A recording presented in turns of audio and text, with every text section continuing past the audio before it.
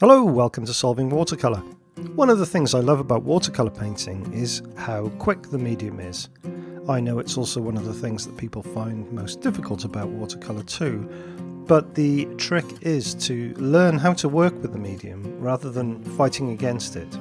When you work with it, your paintings almost start to paint themselves.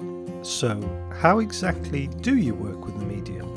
Well, there's no substitute for just doing a lot of painting. After all, you've got to learn what the capabilities are of your brushes, your paints and your paper, how long things take to dry, what marks you can make and that kind of thing. In particular, you should practice painting wet into wet as much as possible.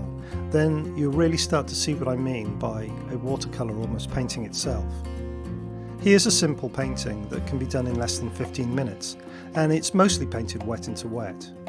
It really just starts off with a bunch of abstract marks, but when you start to give it some structure and context by adding some trees, branches, maybe a fence, the viewer starts to fill in the blanks for you. If you're interested in learning more about watercolor painting, check out my online courses at solvingwatercolor.com. Thanks for watching, and I hope you enjoy the video.